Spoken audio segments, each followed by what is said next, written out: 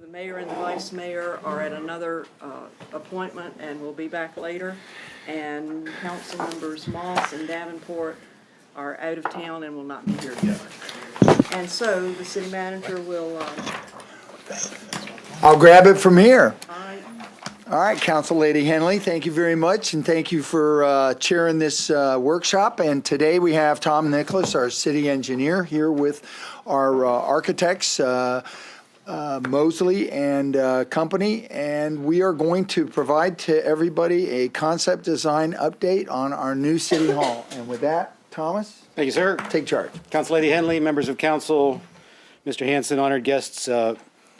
Last time we talked, which was just a couple of weeks ago, we were finalizing what was the program for the new city hall, which was the identification of all the people that go in the building, their space requirements, so that each person in a group can function. Now here in functional design or in conceptual design, we're going to talk about where you place those folks in the building, which floor they go on, and the spatial relationships for each of those, and the inner relationships. We're going to show you a number of things today. We're going to show you the exterior renderings of the building, and we're going to show you various options on the floor plan layout of the building. We're not here to pick an option. A number of you have taken the advantage of meeting with us already, and we appreciate that. But we're here to get your feedback on what features of the renderings do you like, what features of the floor plans do you like. We'll take that feedback and consolidate those into what will then become the schematic design, which you'll see in about another month. So don't get hung up on which particular option you like. Spend more time trying to tell us what you like about the various options that you see. So that being said, I've got, like the city manager told us, joined here by Mosley Architects today. I have Tony Bell, Josh Bennett, and Michael Gibson with us. And I'm going to turn it over to Tony, and he will take us from here. Fantastic. Thank you, Tom. Council Lady Henley and other members of council, Mr. Hanson, thank you for your time this afternoon. We'll follow this agenda. It's very informal in that we're here really to discuss this. I know you provided the package last week, so I assume you will have reviewed it at some point, but we're here to walk through the floor plans and the elevations. We'll start off with the proposed site plan, then look at some exterior design options, look at the overall building stacking diagrams, and then layouts of the individual departments, and then summarize with a schedule overview to conclude the presentation.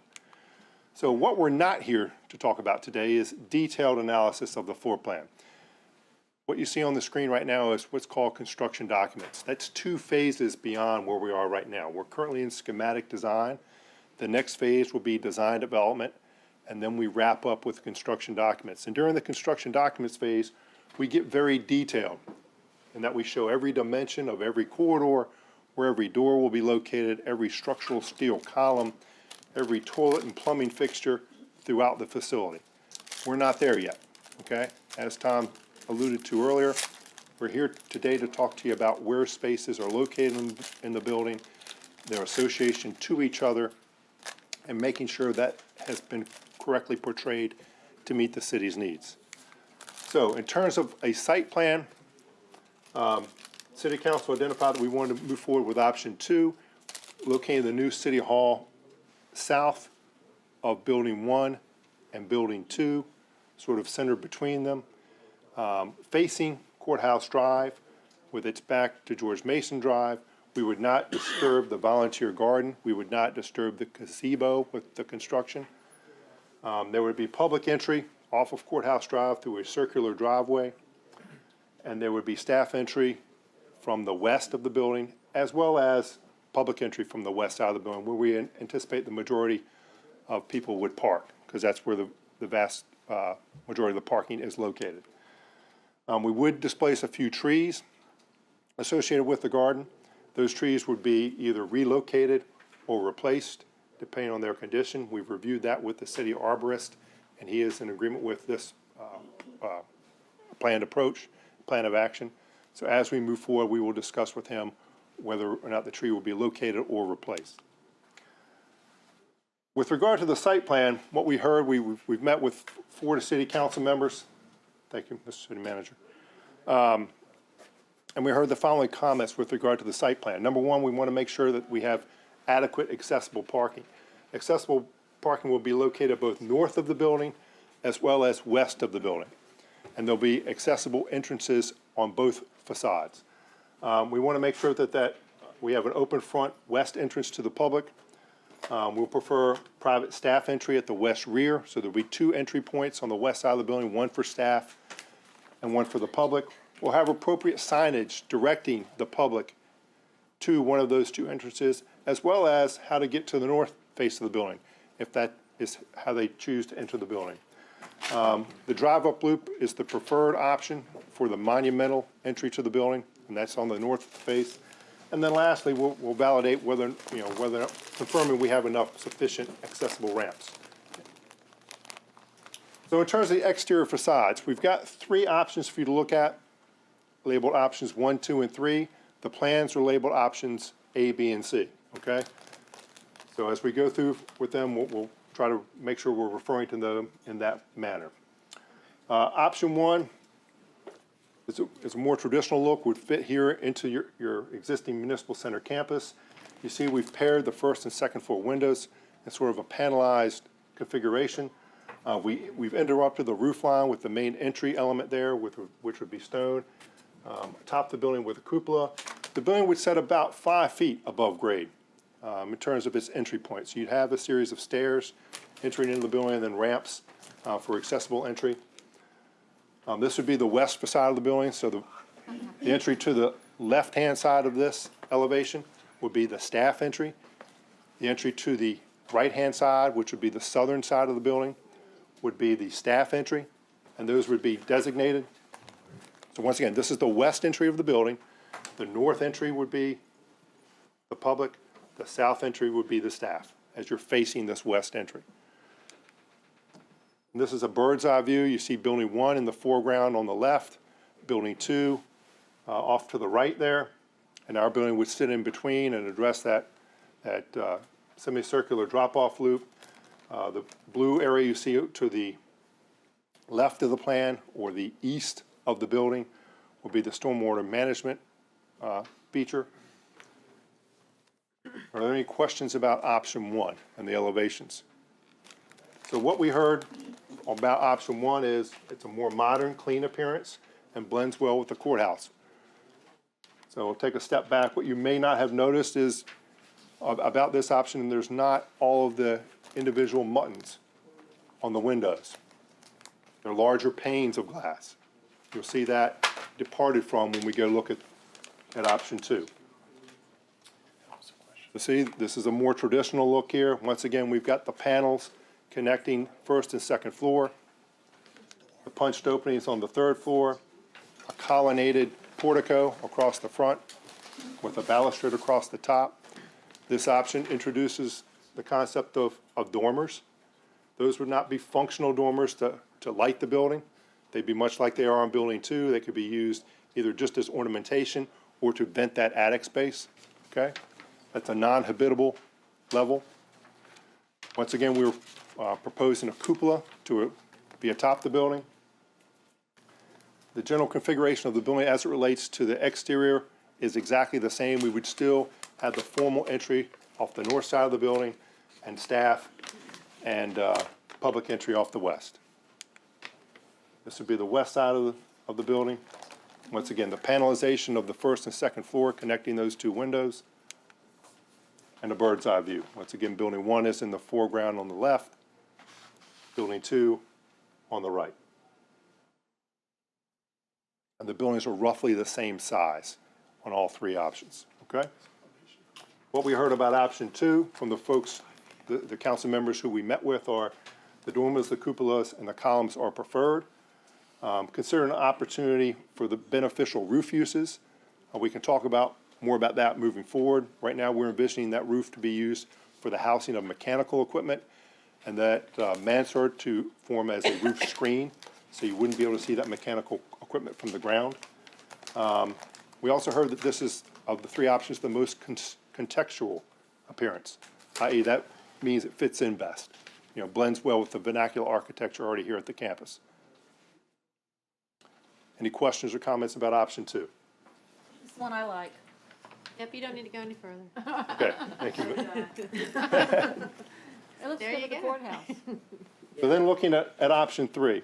So option 3 has a few differences from option 1 and 2. On option 3, we've now panelized the second and third floor windows and basically put the building on a plinth.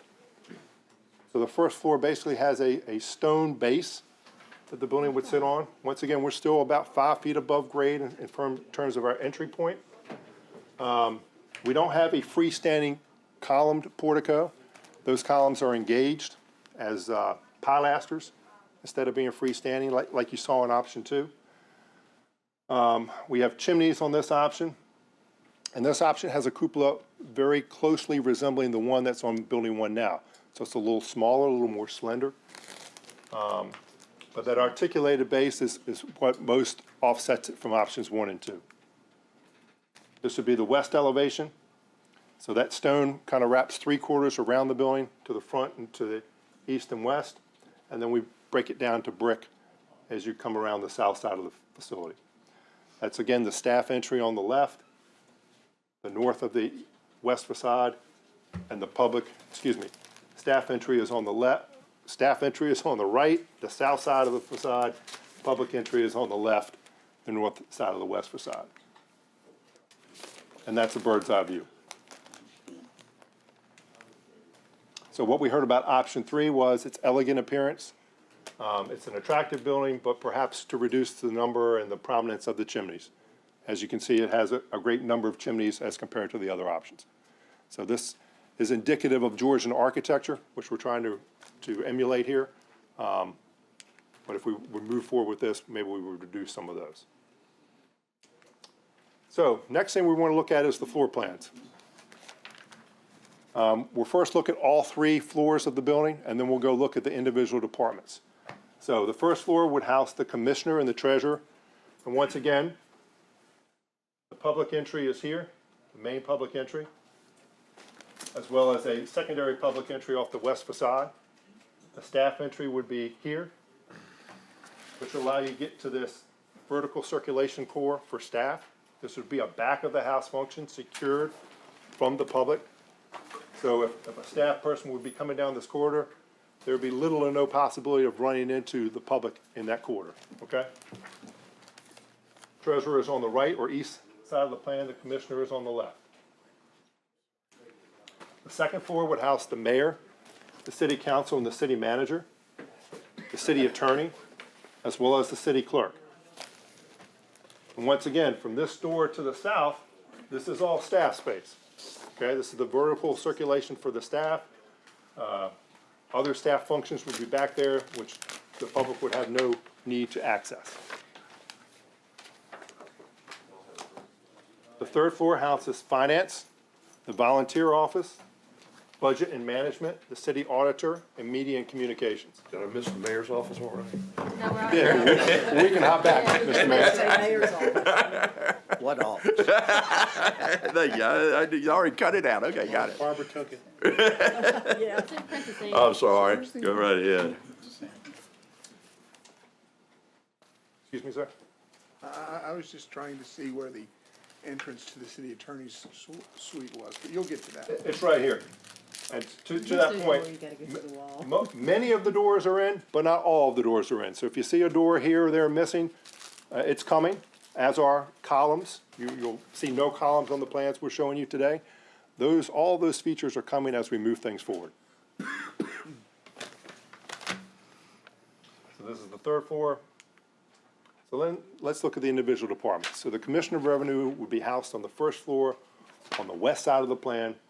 They have a public counter that will be accessed from the north, open office workstation supporting that public counter, and then individual offices and support space file rooms immediately to the south.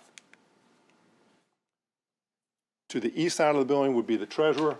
They also have a public counter facing the north face of the side of the building, backed up by open office workstations, individual offices, meeting rooms. The treasurer's office is on the far east side of the plan, on the exterior wall, much as the Commissioner of Revenue is on the far west side of the plan, on the exterior of the building. And they also have a private entry suite where people just coming to see the commissioner person or the treasurer person themselves could access. The city clerk is on the second floor of the building in the northwest corner. Clerk is here. They would access from the public lobby to the southeast corner of the suite. Open office workstations in the middle of the suite and the support spaces around that. The attorney would be immediately to their south and would occupy the southwest corner of the second floor. The paralegals and other open office workstations would be along the exterior walls, and then the attorneys would be interior to the building. And I didn't make a statement, we have already started meeting with individual departments to get their blessing and comment on the different suite options. So if we haven't met with them yet, we'll be doing so very soon. All of the layouts you see today meet all the requirements of the space needs that we develop with the individual departments during the programming stage. Which brings us to the second floor and the mayor, the city manager, and the city council suite. So the way the suite lays out in this option A, the city council chamber is on the far north side of the plan. The room 234, basically emulating the room we're in, is to the middle of the plan on the west side of the suite. City manager's functions are on the south side of the suite. So what you're not seeing in this image is the council chambers. They're off the page, if you will. But they would be accessed from this council chambers waiting area, as would the visitor waiting area immediately to its south, and then the conference 234 room immediately to its south. The executive receptionist would actually act as the gatekeeper to the suite. So unlike your suite today, where a public citizen could come in and start to have free reign of the office suite, that would not occur in this new layout, okay? These doors would be locked from the public, and the executive receptionist would let them in or call deputy city manager, the mayor, the vice mayor to come and receive the citizen to meet with them or address their concerns. There are a conference room immediately off of the waiting areas that you could bring a citizen in to discuss issues without having to bring them back into the suite itself. Once again, that's a decision for the individual council member, mayor, vice mayor, city manager to make. So then to the south of the plan, you've got the deputy city manager's offices, break room, the city manager's office, and the DCM executive assistants. So that's option A. I have a quick question. Yes, ma'am. That previous slide, is the access for council to get to chambers the same as the public's access? No, ma'am. Okay. So if we go to this plan here, these are the council rooms here, Okay. individual council offices, and they would enter from this side, from the south, onto the dais, Got you. and obviously it would exit via the same path. The public would come over here from the west or from the south, depending if they were in this waiting area or directly off of the lobby. Thank you. Any other questions? Okay.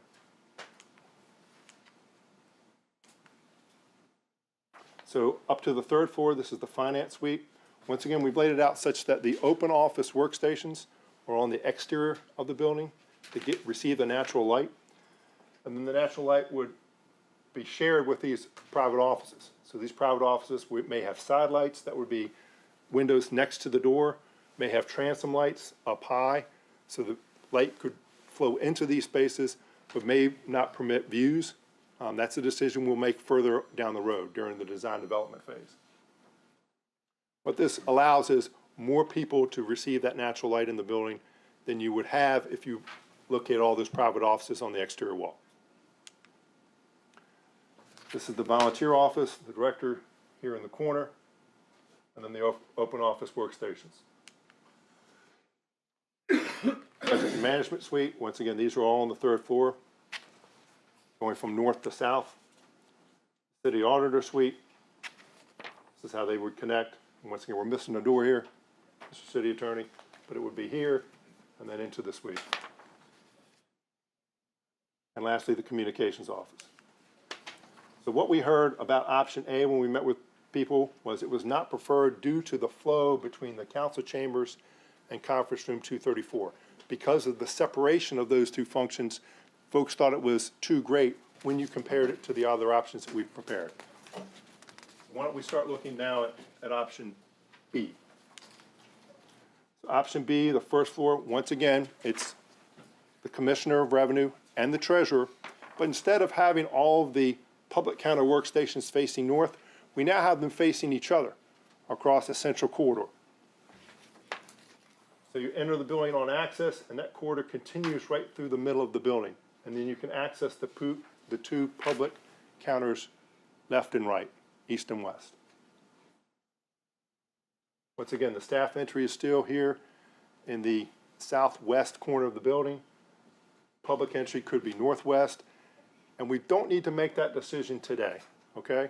We had a lot of discussions during our individual meetings with folks about how that door would function. Got a quick question from Jim. So, let's say that we liked the first floor of option A and the second floor of option B and the third floor of option C. Does that work?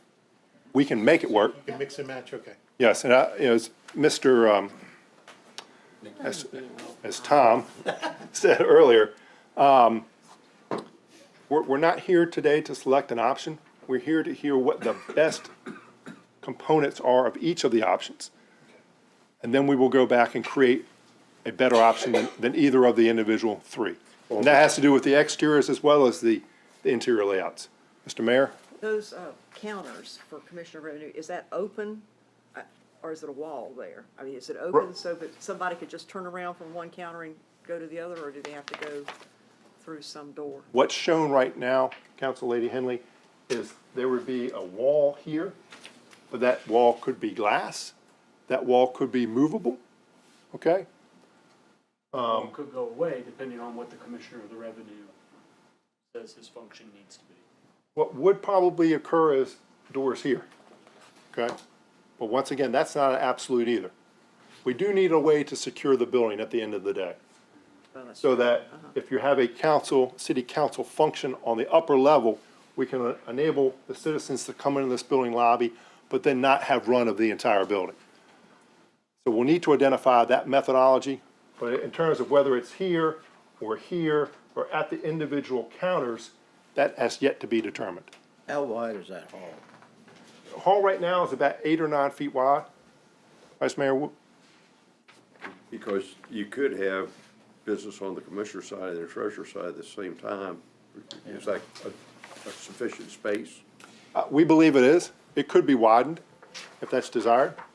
Mr. Nicholas? Tony, I'm thinking there, the actual counter's not going to be on the hallway. No. It's gonna be, so that's sort of an entry area. Okay, where's the counters? The counter is here. It's a little bit of a lighter line. When we get to the blow-up, you can probably see it better. All right, I'll wait. So there's a large waiting area here for the treasurer, waiting areas here for the individual clerks on the commissioner side as well.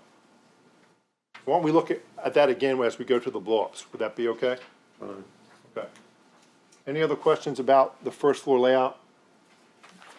How do you keep people from coming in the public side and having access to the same areas that the private side has, that the employees side had access to? Are you referring to this area here? Yeah, is there a door at the end of that There's a hallway? door here. Yes. Okay, okay, Yes. okay. Sorry, couldn't see it. It's open. Because it's not really there. The pocket doors back there at all. No, you had it actually. I'm all about these doors, I'm sorry, I'm So gonna shut up. the second floor is, once again, houses the clerk, the attorney, city council, city manager, and mayor. But the chambers have moved. Instead of being on the north end of the suite, they're now on the southwest corner of the suite. And the third floor, once again, houses finance, the volunteer, the auditor, budget, and communications. So now let's look at those individual suites. And Mr. Mayor, we'll now look at those public counters. So this would be the door off of that public corridor. And here are the counters to serve the public. I believe there's 22 of them, as indicated, required by the space program. And as we discussed earlier, Council Lady Henley's question, whether this wall exists as a physical solid wall or a glass partition or doesn't exist at all, that has yet to be determined. Okay? But the lining up of people at the counter is inside that box. Yes. Not outside in the hall. Yes, it's here. So this is then supported by these open office workstations, open to the exterior wall to gain a lot of natural light. The Commission of the Revenue is still basically in the same position they are under option A. The rooms you see to the north of the suite across the corridor are the interview rooms for citizens requiring more attention than just something that could be happen across a transaction counter. So staff would take them over to those rooms to work out the question that the citizen may have. The treasurer has a similar public counter on the west side of their suite.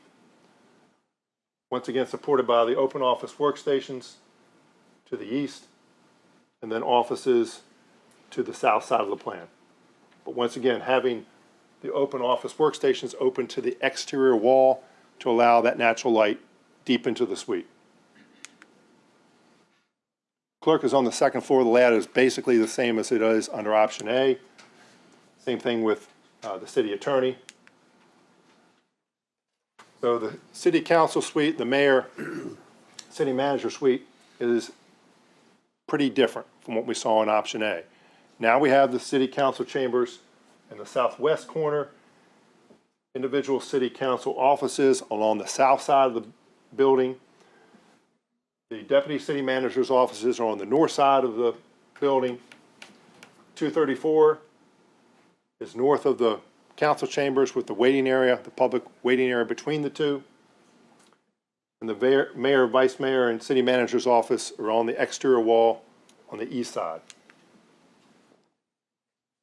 See that in greater detail here. So 234 would be accessed by the public directly off the public lobby here, as well as off of the council chambers waiting area to the south.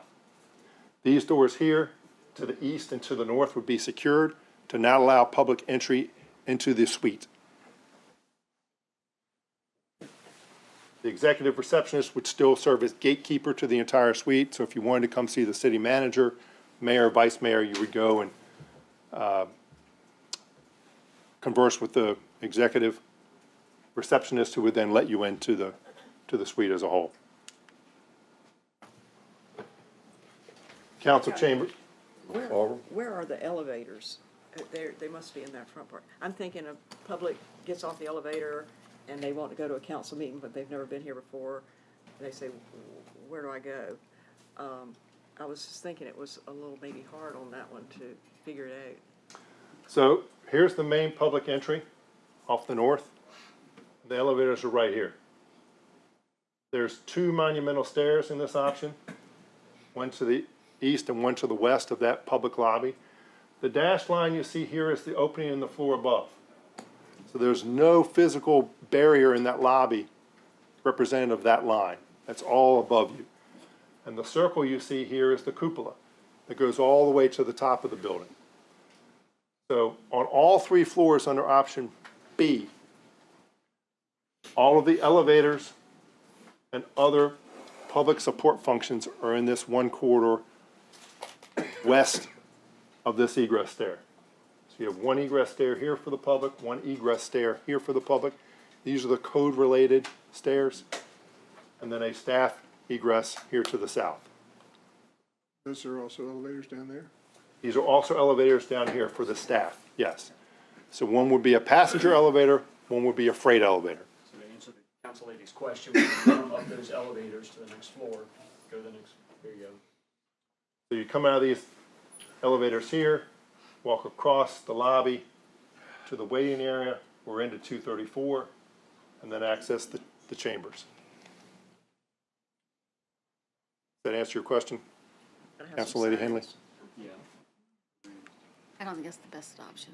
I think C is.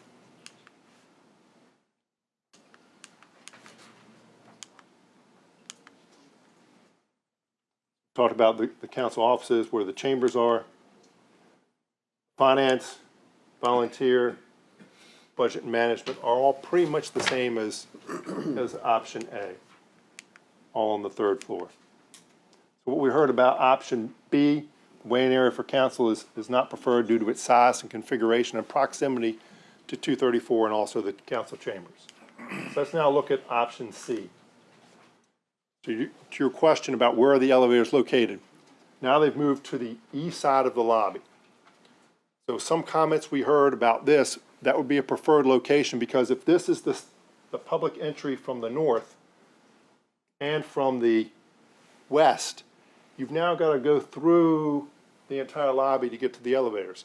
And if the city desires to set up a security checkpoint, much as you have today, but maybe more so, by locating the elevators here, there's no way to circumvent that checkpoint to access the elevators. Once again, not a decision we need to make today, but setting you up for options considering this is a 50-year building. So commissioner is again on the west, treasurer on the east, the mayor, city council, city manager on the second floor of the building, attorney and city clerk on the west, and then the third floor rounds out with finance, volunteer, budget management, city auditor, and communications. So let's again look at the layouts. Option C basically emulates option B in terms of the commissioner and the treasurer, with the two public counters facing each other across the center corridor cut through the middle of the building. City clerk is very similar to what we saw in option B as well, as is the city attorney to the south. But the layout of this suite for city council and the mayor is very different. So now we have council chambers on the main axis of the building. And during our individual meetings, there was discussion about rotating that 90 degrees, okay? We'll talk about that a little bit more in a second. Room 234 is here in close proximity. We have a visitor waiting area here with a receptionist in that area. Offices located along the exterior wall, the deputy city managers across the south, and the city council in the middle. Here's the access to chambers, access to 234. The deputy city manager and other city manager functions are to the south of the suite. I think it's worth a little more explanation in that mayor, vice mayor, and council are to the front of the suite. So We have two separate waiting rooms in that area.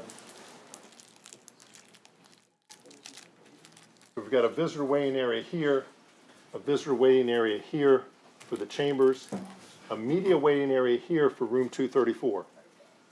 So on council meeting day such as today where you're in 234, council can approach from the south, public from the west, staff from the north, and have egress in all those paths as well, so that you don't have the blending of those different circulations. If you're entering just to see the mayor or vice mayor, you would come into the visitor waiting area, address the executive receptionist, be led into the conference room, which would not let you back into the entire suite because this door is secured. The mayor or vice mayor, city manager could come meet you in that conference room or bring you back deeper into the suite to the private offices or other meeting areas. The council offices are down here, collected together, an individual conference room. The toilets and showers, as requested by the mayor at the last meeting we had, are here. Notice they are acoustically separated from the other spaces, as is desired. And then the city manager functions are mainly to the south, with the executive assistants, the assistants, and the deputy city managers. And it's hard to see on this blow up, but the DCM executive assistants are here right outside their individual offices. So they almost act as gatekeepers to the individual offices if you need to address these deputy city managers. Does that make sense? Any questions about this option? Finance for option C, volunteer, budget and management, city auditor, communications office, all pretty much the same as we saw in A and B. What we heard about option C, okay?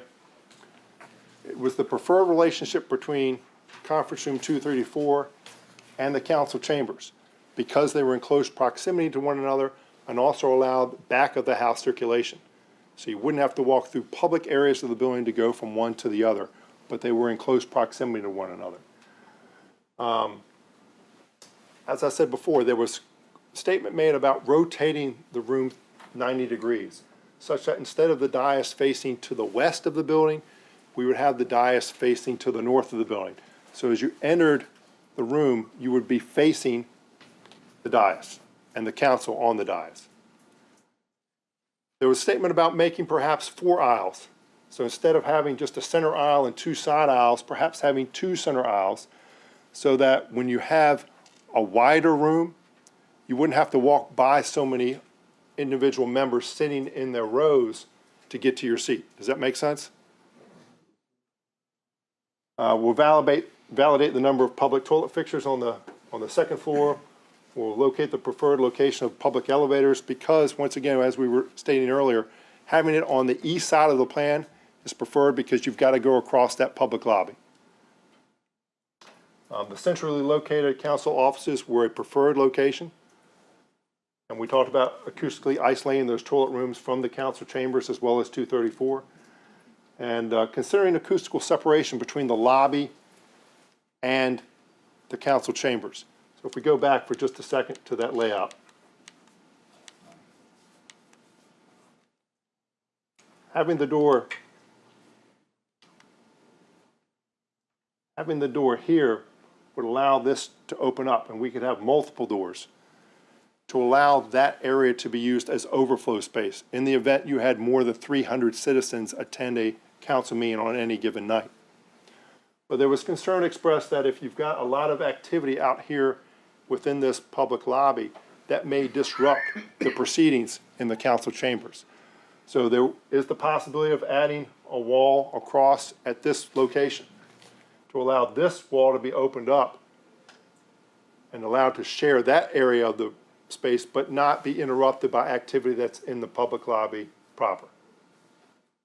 Something we can explore as we move things forward.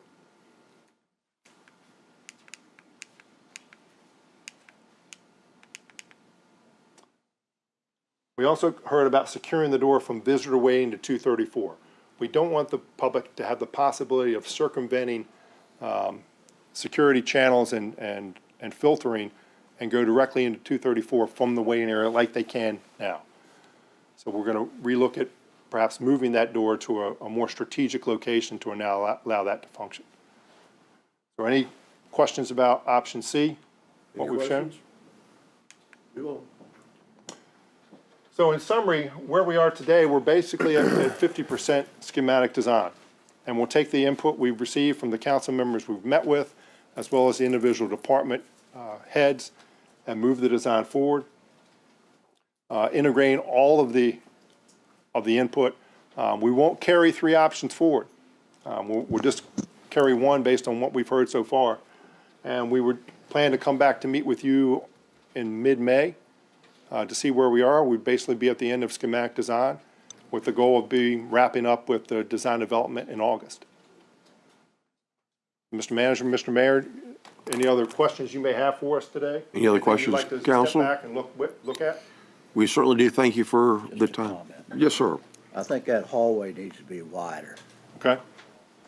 That's the hallway between the commissioner and the treasurer. I tend to agree. Okay. Very good. Thank you very much. Thank you. Council, before we go into the city manager's briefings, I have a correction to make dealing with short-term rentals. If you recall, at the last meeting, I said that we would have a conflict between the budget, have voted to act on the budget, and we would delay that meeting. I was incorrect. That 60-day deferral does not come about until June 5th. So that will be the day that will be acted on, and this has been confirmed by the city attorney for me as well. And one other thing, since we'll be talking about short-term rentals next week, I want to ask the city attorney to see if a single-family house could be treated differently than a condominium. Now, that's coming from the letter I think we all received from the condos that or on 16th Street or something along those lines. You know, if we can Well, address that. single-family versus multifamily, because condos can be still single-family. Well, I'm going to have to, I just want to understand what the I question don't know is. the answer to that question because, I think multifamily is the right, yeah. that's Well, what you're saying. or attached housing, or what? attached. 10-unit condo complex. Attached. There's detached and attached. Well, these are attached. So, but you're talking about, These if particular you can ones are separate them. multifamily, yeah, so. Yeah, you could They're separate- multifamily condos, so. yeah. I just want to clarify, it's not the Attached condos, ownership, Which would be a single family. it's the, it's or the. attached. it's Well, these are structure. attached. Yeah. That's what we do in real estate, we call it a detached or attached. Okay, thank you. We, deep, You're not Kinda talking got about me ownership, confused you're now. talking about structure. If it's a multifamily structure, regardless of the ownership, whether it's condo or apartment or whatever, yeah, it's okay. different. Yes, Okay. sir, yes. Because I think those are legitimate issues that have been ongoing forever and ever. And anyway, very good. We'll now go to the city manager's briefing. The Virginia Beach Community Development Corporation proposed changes. Andrew. Yes, this is a carryover from last week, And this is what Shannon and John Moss have been working diligently with the staff, correct? The staff has been working diligently and keeping us informed, maybe we should say it that way. Very good. Andy, we welcome you. Thank you very much, Mr. Mayor, members of council. As the title says, these are recommendations of your liaisons on this subject. Just briefly reviewing the background, we have gone over this about a year ago when we first talked about this subject. We created VBCDC, and it says 86, but it might have been 85, to meet the affordable housing development needs of the city at that time. It was unique when we created it because we did not have an alternative to VBCDC in order to create new affordable housing and own and operate that housing. And we believe it was successful. It did do scattered site acquisition and rehabilitation. They did a lot of home ownership in the early years. They did development of infill housing in our target neighborhoods very successfully. They did various types of affordable or other affordable rental housing, and they've worked closely with the Department of Human Services to create some very needed new properties where their clients can reside. And VBCDC, as a nonprofit, was able to successfully leverage city-provided federal funding. They got a lot of other types of funding, and they created around 400 rental housing units.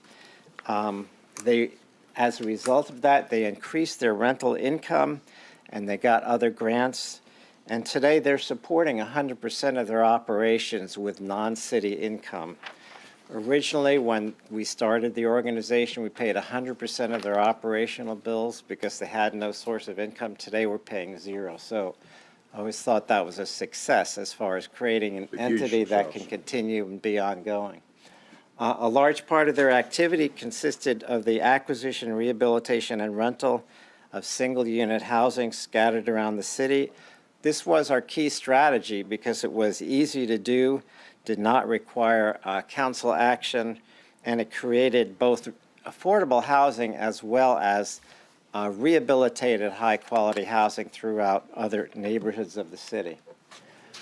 So today, VBCDC has changed its leadership. The scattered site program is expensive and difficult to keep going, and they don't want to expand it. And conditions in our city have changed as well. We've been able to, with the council's support, there's been affordable housing created by nonprofit and for-profit corporations other than VBCDC, including examples like the Franklin Johnson Group and Virginia Supportive Housing, which created the regional efficiency apartments, including the one on Diamond Springs Road. We're not pursuing new scattered site rehabilitation. We're seeking competitive proposals whenever we can. And most of the development now these days is initiated by developers who can identify and gain control of a parcel of land. That is really the key to affordable housing, is finding a site that's acceptable. So this body asked Mr. Moss and Ms. Kane to look at this, and we had discussions over the last year. The council liaison set some goals for our discussions. We wanted to understand everything out there. make sure that we could still get the work that we want to get done, even if we changed our relationship. Don't change or negatively impact the contracts or services that are currently beneficial to the city. VBCDC has contracts with human services that are effectively working for both organizations. We want those to continue. We want to protect the housing created by our past investments because that was a lot of effort and money, and it's a valuable asset to the city and the community. And we wanted to separate on friendly and fair terms. On February 1st, 2018, as a result of the discussions, which sometimes included VBCDC asked three things: that they be allowed to be renamed as second act communities, and to allow removal of references to city oversight or involvement. They asked for a reimbursement of expenses based on actual costs incurred to cover the results of the cost of changing their name. And they also stated that they did not want us to record new deeds of trust on VBCDC properties, which was one way to try to preserve that housing as affordable. Say that again. So, as I said, one of the goals we set was to keep some of the housing that VBCDC owns and operates as affordable for a long term. One way to do that would be to record a deed of trust. City to do that. Correct. It would maintain it as affordable. That's right. Okay. And they said they were opposed to that. But we concluded the following. Number one, that we can continue to achieve city goals without the special relationship to VBCDC. That whenever we're trying to do new housing development, we should seek competitive proposals wherever possible. VBCDC can compete under those proposals and be awarded projects when they're the best value for the city, and that we should allow them to operate as an independent organization. And so our recommendations, which are validated by your liaisons, are the following: that we should, the existing involvement in oversight of CDC should be eliminated. We should no longer appoint their board. And that they can continue to achieve goals, and we can jointly continue to achieve goals without that relationship. That we should ensure the protection of at least 90% of their existing affordable housing through a memorandum of agreement that's related and tied to the ending of the relationship that states that they will do that. That they should change their name as quickly as possible and continue to and start operating under their new name. So any confusion about continuing relationship with the city is ended as quickly as possible. And the recommendation is that we should reimburse them for the costs of separation and name change.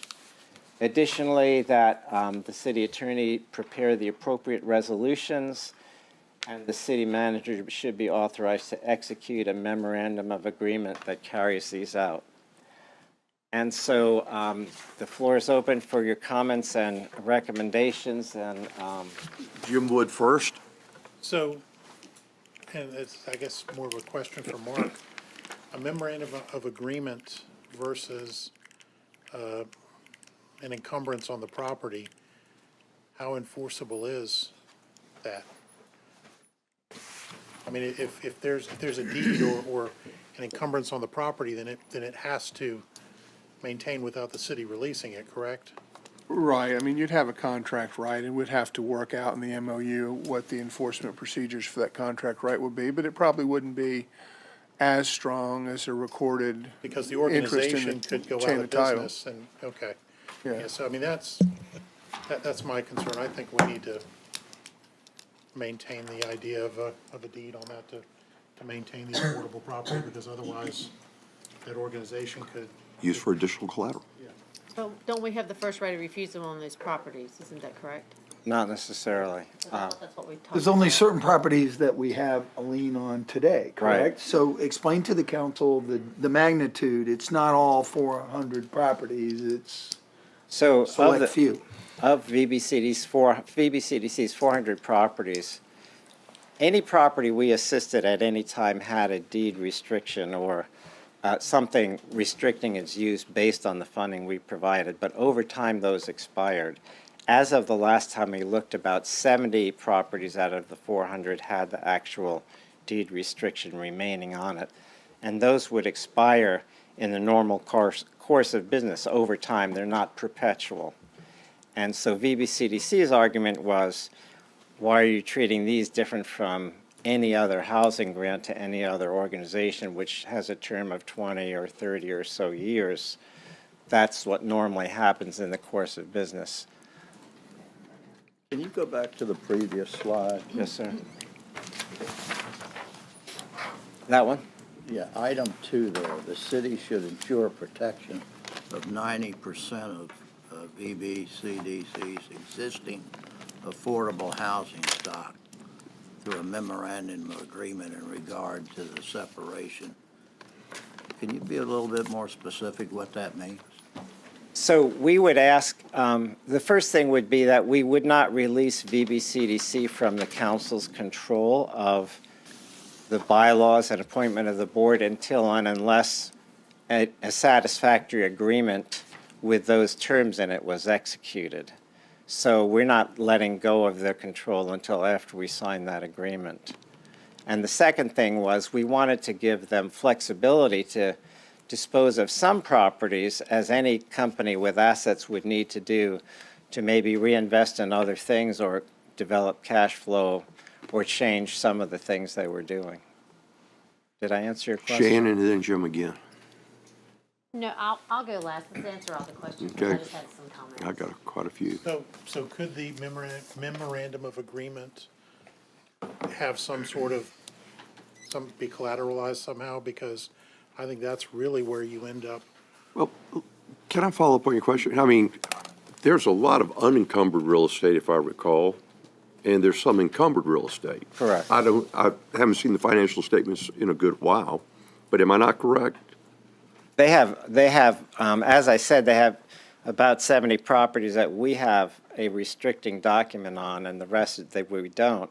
In addition, they have. But the restricting document that we have of those 70 properties, are they encumbered or not encumbered? In what do you mean by By a encumbered? mortgage. So, yeah, they have significant net assets. They Correct. owe a lot less on the properties than their asset value is. And so Correct. they have the ability to borrow against them if they were to choose to do that? Correct. So another thing, those that might have provided debt on these properties, if you recall, the city had oversight of this organization. Correct. The city's given up that oversight now. Do we have a responsibility to go to a lender and say that's changing? I don't think so. Okay, well, I am putting a banker hat on there. I would have said we probably need to consider that. We would need to go to a lender if we tried to encumber property the lender had, if you will, a lien upon. The issue with the liens is that after the federal fund lien drops off, we would need their permission to put a new lien on, and they could just say no. And so far, they have said no, except for the ones that currently have that original lien on it. So in essence, that's the sort of difficult negotiating posture, which is you guys want us to do X, and we would like to do Y, and they have said no to the lien piece of the Y.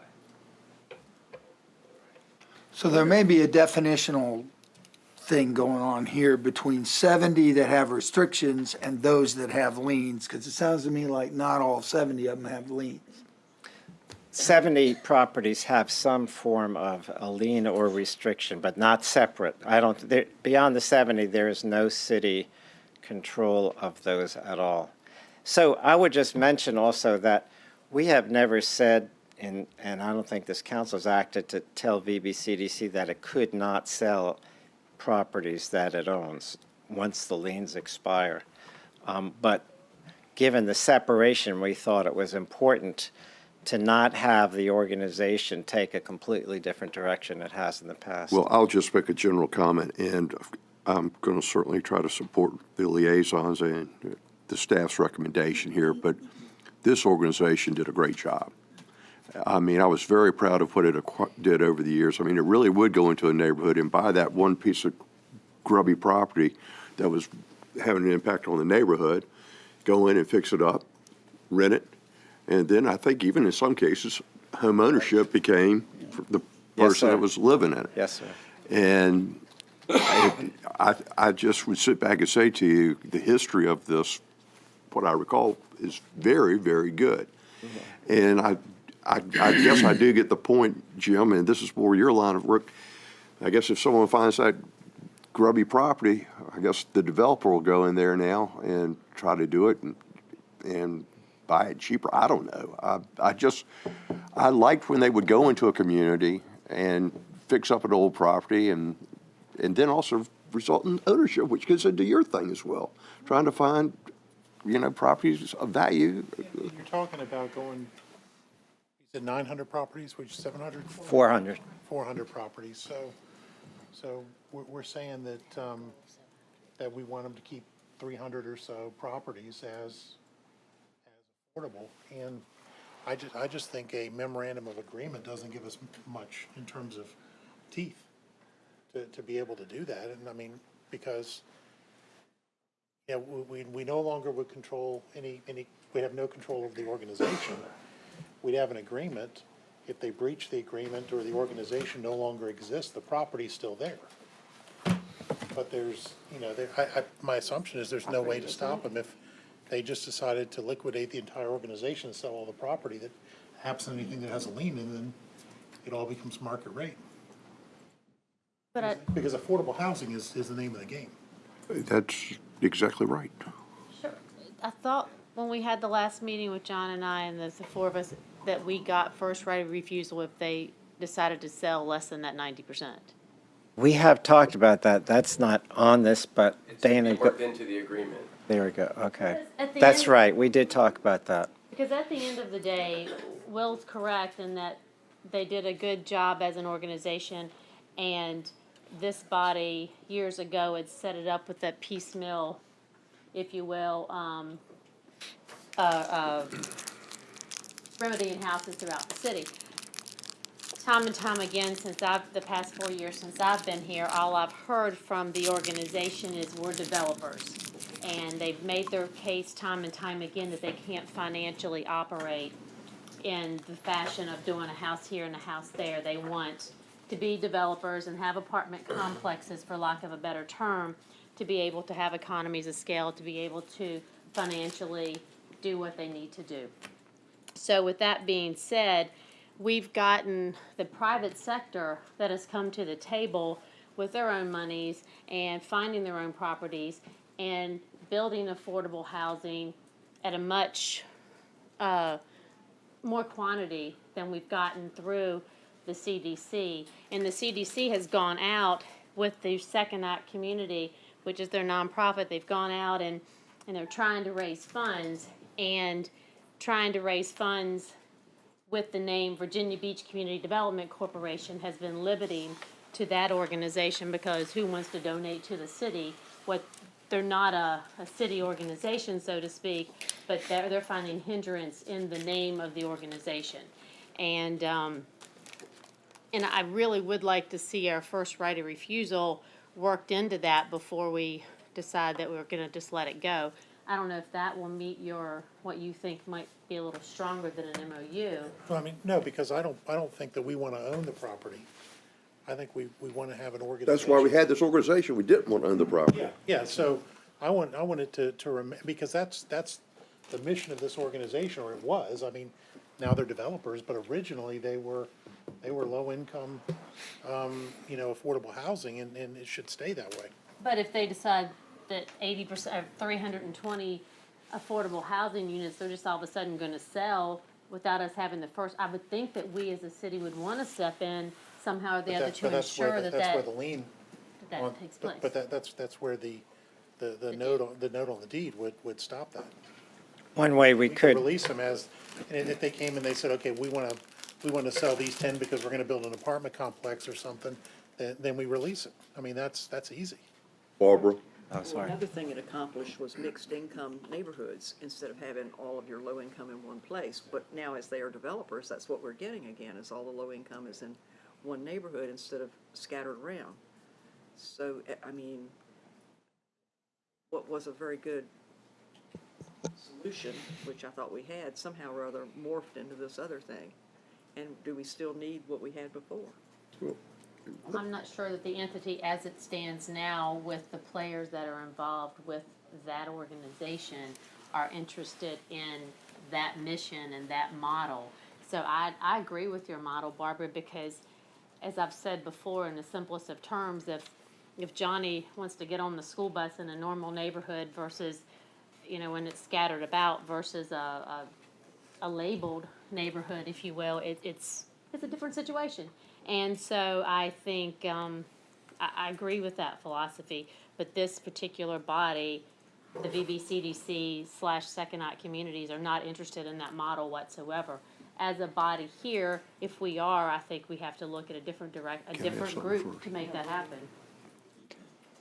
I'm thinking, I think what you're thinking, if we had a lien on that property, I'd imagine those properties will be used for additional collateral to go out and build stuff. And some of this stuff isn't even going to be built in Virginia Beach. Is that a fair statement too? Yeah, that is a very fair statement. They're building North Carolina and Portsmouth and all these other neighborhoods. Is there a reason, is there objection to us placing a lien? Yes, sir. That was the official response we got from them. If I could add 2 points of information that might help. In regard to Mr. Wood's statement, if we had an assignable first right of refusal, I don't think the city would want to purchase the properties. You're correct. We could assign it to another organization, another nonprofit potentially, who could potentially buy it. It would probably be an expensive proposition, but it would not involve us in the ownership. So that the other part of it I just want to emphasize is that one of the reasons they don't want to do scattered site is they have about, and I've neglected to recognize Sharon Schoaf, who is a representative of VBCDC here. The cost of scattered site operations and maintenance is far higher. There's no efficiencies of scale. There's a lot of travel involved. It's not like having 50 apartments where you just put one person on site. You have to travel, you have different systems in each unit. There is definitely a cost factor and not just we don't want to do this anymore, although there may be some of that too, because the sustainment of the organization itself is much more difficult when you're buying one unit at a time. Well, Rosemary? This is all really good conversation. Listening to some of the concerns brought up, what do we do if they decide to dissolve, sell all their assets? And is there going to be anything addressed to prevent that from happening? There is a piece in their Articles of Incorporation that would leave residual to the city. We're not sure how much residual would come back to the city, but upon dissolution, we do get assets back. I think that needs to be worked out in more detail. I'm sure it's one of those things that's probably never would happen, worst case scenario, but sometimes. So it's currently in there. It's just 30 years old. And this body has, if you will, right of approval of any changes to their bylaws. You have control by appointment power. And Unless we do this. But we're giving that up now, though. Yeah, we're not going to have that anymore. you haven't given it up yet. They've asked you to give it up, but you have not given it up. Well, then I guess I'm trying to get okay. Andy, I'm going to put you right on the spot because everyone at this table has the greatest respect for you. Is this the avenue you want us to take? Is this the best thing that's going to make your life, your area do better? I'm just being brutally honest, and I want a brutally honest answer. Mr. Mayor, this is supposed to be the recommendations of your council liaisons. I think there's some benefit to it, but I think it certainly has its downsides, as have been pointed out here. Then I got a problem. I'm just concerned about, let's assume they liquidate all of their assets. Where's the money going?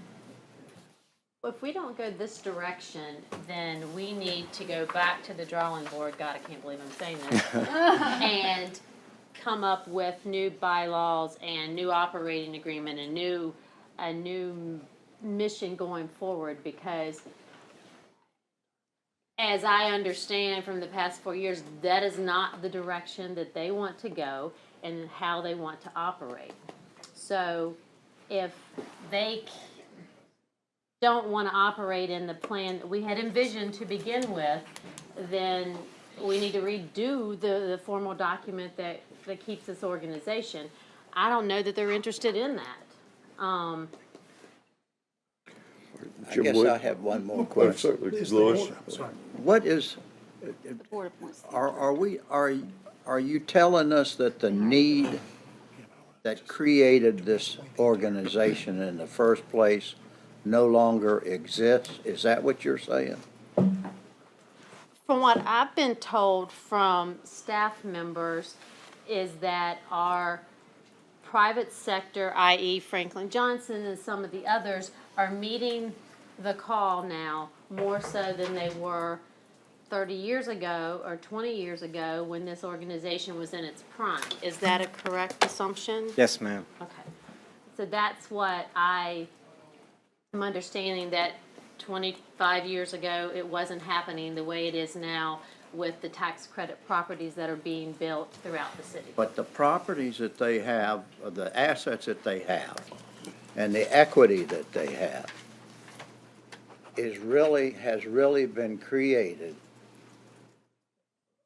with the good faith and credit of the city. And funds. And funds. I don't think it was the federal credit funds. of the city, but it was the city oversight. I don't know the city was actually liable.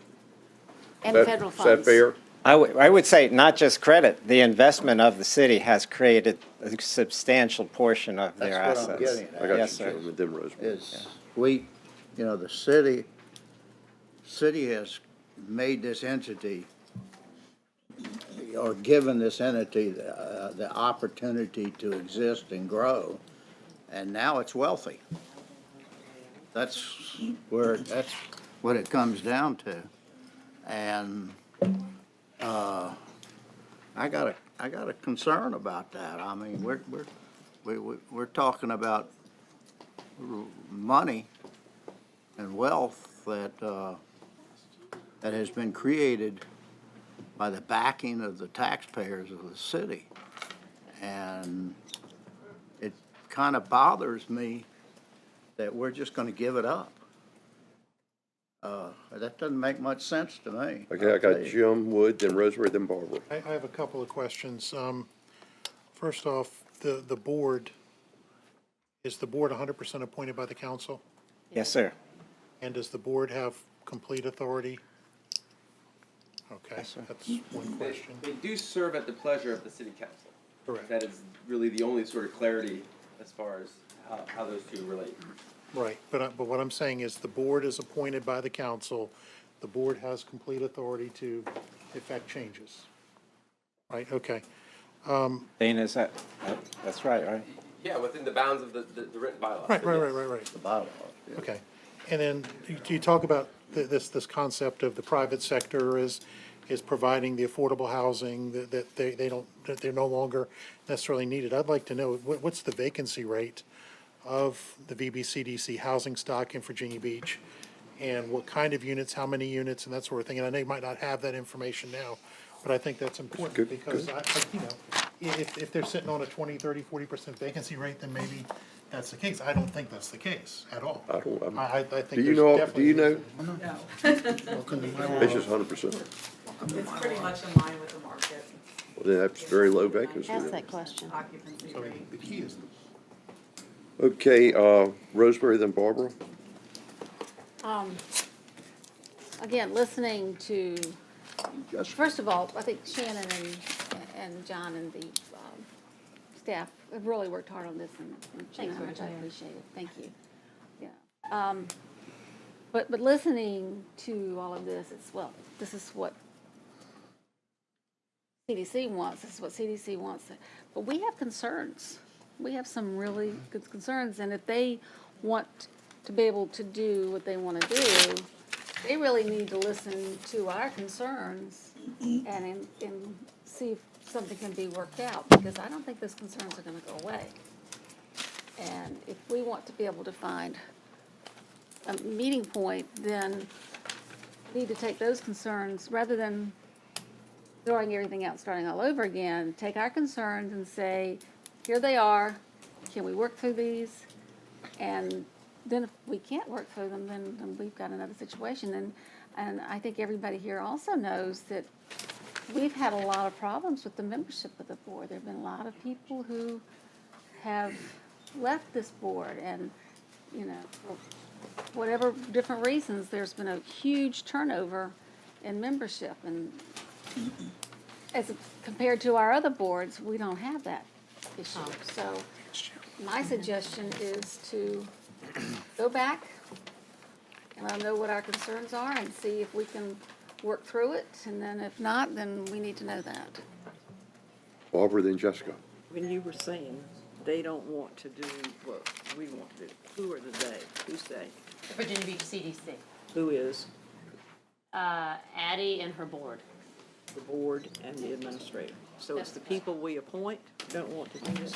And since I've been here in the past 4 years, of the ones that we've appointed, as Rosemary said, I'm willing to bet 30 to 40% of them resign before they even halfway go to a meeting or two. They go and then they leave. And so what we're assigning is not being effective.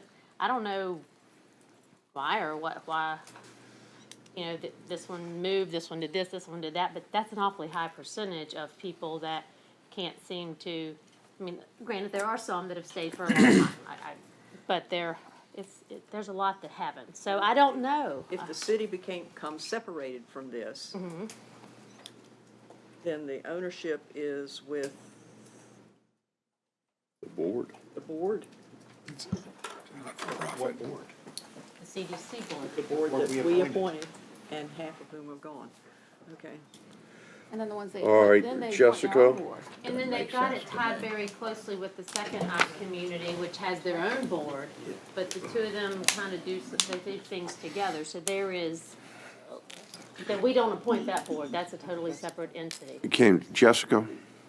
Kind of piggybacking on what Jim said, so their argument is that the private sector is providing adequate housing, is that what I'm understanding? Our argument is that. Okay, so, but is the private sector providing scattered affordable housing? Because I think that's really important too. I mean, what I liked about it is that it was scattered site, because, you know, That's what we've all liked about for many, many years. I mean, when a impoverished child sees that there is light on the other side of the tunnel, they want to get there too. So I just, if that's not being addressed, then I feel like there's still a need for something like this. So, I mean, that would be my big concern, is if the private sector is not providing it, then we need to make sure that it's. Can we get the financial statements on Virginia Beach Community Development Corporation and Second Act? Yes, sir. Yep. I'd like to have those. If I might. Is this the city manager's perspective? Thought it might be of interest, because I have sat in the conversations and learned a lot and watched this. The CDC became enamored with their Second Act for-profit initiatives. Where will the profits go? They're banking them and reinvesting them and going after. Nonprofit. Right. Okay, it's nonprofit. Okay, I didn't know. But they're investing what they make into their next endeavor, that is the acquisition of apartment buildings and the renovation of that. What they have abandoned is the programs by which we were counting on the CDC to help with the revitalization of neighborhoods, the owner-occupied repair program that they refused to honor. And we went through a big brouhaha about 24 months ago to resolve, and that Andy took it upon himself with Karen heading it up, and it's been a a transformation and their interest in performing their functions as our housing authority, for lack of a better word, has no resolve. You couple that with a huge philanthropic kind of pressure that our appointees are receiving when they go there to raise funds for their initiative. Most of the folks that you appoint aren't signing up to do that. And they get in there and that pressure's on them, and that's a different scenario. Responsible for all But see, that goes to us. I mean, the board controls this. And if we appoint the board, then the board should be doing what they're supposed to do. So, But we've never appointed. Ron, we board welcome members. you. Jump right on in here. We knew that this would be one of the biggest challenge, and it sounds like what we're hearing is the retention or the ownership of the assets in that affordable housing bank that we have. It is a pivot. The new product that we have and the partners that we have, whether it's the Price Street apartments or the apartments that we're, for Witch Duck that we are contemplating, or the ones on 18th Street, what do we call that, Harbor something on 18th Street. So we have product in the price line that is a pivot in the type of housing product that's available. And that's the reference to the private sector. The private sector is stepping up and using the other tools that through federal authorization and Andy's department, we have the ability to partner, whether it be just a recognition and endorsing the project or providing tax credits and so on and so forth. Suffice it to say, we do not have anyone that's doing any scattered site acquisition. And so we're talking about retention of a certain asset pool that we have, but that business model for a nonprofit, even developer, to be successful just is not available at this time. We haven't seen that tested in some time without, you had on your slide how much federal support that through the years we provided for the acquisition of those properties, and now we're down to zero. So if we were to reverse and go back to using federal monies that do flow through CDBG and home that are limited, more limited than they were 2 decades ago, for example, that's a reversal of that business model to try to explore that and have partners that are willing to do that. But it seems to be that the biggest issue that we knew was going to be a challenge, and we have, it sounds like, more work to do, is the disposition of the asset bank of affordable housing that currently exists. And so I'd recommend that we kind of zero in on that. We have a liability with the organization as it is now, and our inclusion in our CAFR, for example, as an entity of the city because of your appointment to that. So there's a fiduciary responsibility, I think, attorneys, that comes back to some degree. I see Tina squinting on that. Okay, I'll retract that. But that sounds like that's the real work for us to do, is to come back and try to work with CDC on a better disposition of the properties and retaining an affordable housing asset bank that is not just a new product that we have before us. But if I could also interject what you said a minute ago, we can go in any neighborhood, and we can always find a house that you can tell it's on the verge of foreclosure or there's a problem. And when that house gets fixed up, it makes all the difference in the world. And then the kicker is, if we ended up letting someone own that house through that process, which we had numerous wins like that. And Andy, I mean, I just applaud the heck out of you for making that happen over those years. And, but if that's not something that's out there today, tell us that, The market seems to be responding, so we're not seeing the risk of blighting neighborhoods because they're laying vacant. Are they achieving an affordable housing goal? No, not necessarily. And that's part of the housing strategy, is to bring other tools to the table for that. This has been a great discussion. I don't think we're going to take any action, if that's okay. And Shannon, and please tell John, thank you for the work. We know this hasn't been easy, but I hope you can respect, and Andy, to you and everybody. I guess we're going to need to do a little bit more work here. Yes, sir. Absolutely. Sit down again, Andy. Okay. And when you come back and say you're 100% for this, I'm there. Thank you very much. He didn't. I know he didn't. I trust him. You don't trust me? And you. Oh, boy. Okay, Sausage Radio, okay. I'll accept that apology. You got it. And so, Mr. Mayor, we begin the budget briefings. Okay, dokey. So our first up is going to be Mr. Frankenfield. Mr. Frankenfield. You don't look like Frankenfield. Is Barry here today, or he's not? Okay, so planning and community development. We welcome you. Thank you, Mr. Mayor, City Council, our esteemed leader, and our co-leaders. It's good to see you all today. And it's to with see pleasure you. that we stand in front of you to talk about our budget. Yeah, Barry is in another resort town where I checked the temperature and it was like 72 degrees, and I'm positive he would prefer to be here. Do you want to bet on that? Well, But you'll do just fine. thank you. And he left this in our hands because it's a fiscally responsible budget.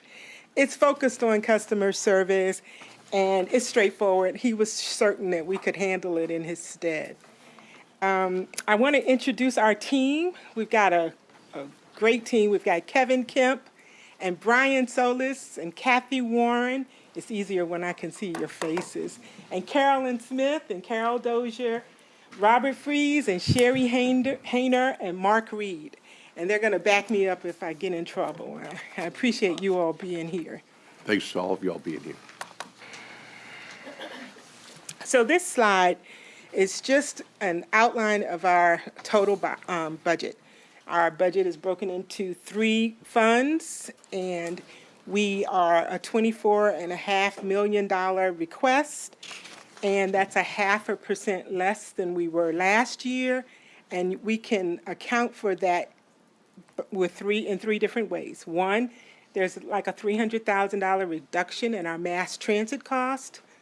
We see a reduction when folks retire and they're replaced, or when a senior level person leaves and they're replaced by a younger member of the organization. And there's also no building renovations in this. In the last couple of years, we've had building renovations going on. So that's the 3 different ways that we get this reduction. Okay, this is just our organizational chart as it exists today, and what you see is that we have 127 filled positions. We have 7 vacancies. Now, last year when we were here, we had 10 vacancies, and I just want to mention that they are not the same vacancies. We're seeing a lot of turnover. So the good news is that we're all getting younger. Yeah, so our youngest, our youngest person now in the organization is 22 years old. So the organization really is getting younger and younger. And this also shows where the positions, the 4 positions that we're requesting reside, where they'll sit. So management support in the director's office has a customer service focused position. Permits and inspections has 2 positions. One is a fire inspector. So as the building code increases the criteria associated with fire inspections, then the number of fire inspections that we have to do also increases. And then we have a plans reviewer. Now, the plans reviewer, it's happening that we are reviewing more residential and small construction projects at our counter. So what happens is now we pull the people who are dealing with the large plans away from their work on the large plans and bring them to the counter so we can get the quick ones out. So this is going to backfill that so we don't have to do it anymore. The other thing that happened is that we had a reorganization a couple of years ago with our parking and in SGA. And when we did that, we needed to backfill some administrative support. So that's what the 4th position does. So now it's just to talk about our trends and issues for a minute. I don't know, maybe the 22-year-olds can read that, but I think you have it at your seat as well. Customer service, we get to yes. Yes, we think this is an idea whose time has come in the planning department, because there's a bit of debate in the planning department about whose idea that was originally.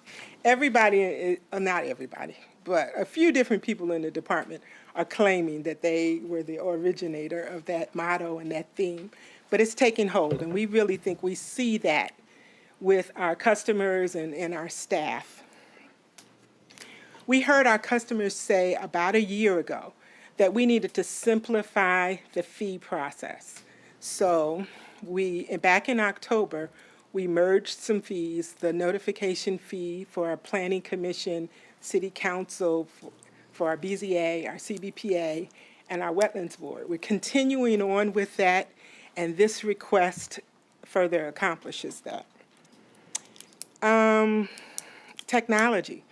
We're working to reduce paper, so we are more and more, we are requiring electronic plan submittals, which means we can have an electronic plan review.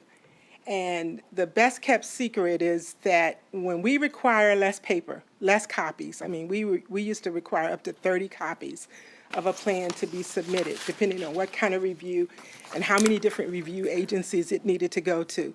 But when we do that, somebody somewhere down the chain in our customer base is saving money. So we are recouping some of that with the fees that we are requesting. Other trends.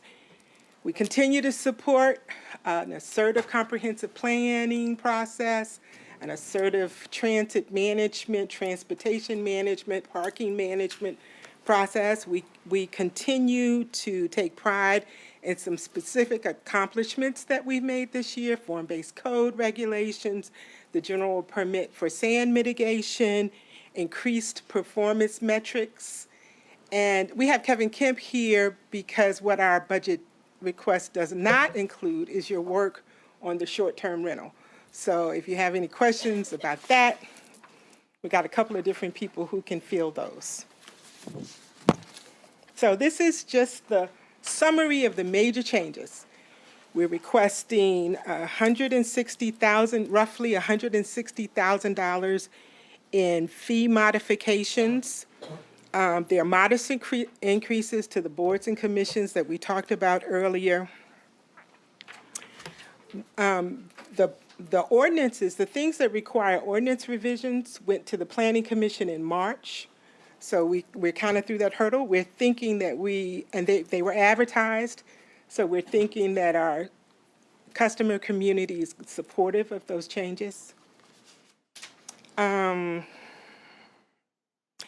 We have fee changes to 11 different types of permits and inspections. Of those 11, 7 or 8 of them are new fees, things we never charged anything for before. The building code allows us to recoup our cost for building permit activity. So we're increasing those $25 or $50, and one is $250 extra, and it's depending on the plan review type that there is. We are one of a few localities that still will review something over the counter, and this continues that. We talked about the fire code inspector and the increase in fire code activity. So those are the 4 positions again. And then there's a reduction, $300,000 or so in mass transit operations. So in conclusion, if you have any questions of us. Very much. Do we have any questions or comments, council? Hearing none, you did Barry what Barry could do. Thank you very much. Thanks so much. That was. Thank you. Great job. Thank you very much. All right, we're going to go into public utilities. Bob I call it Montague. the Bank of Public Utilities.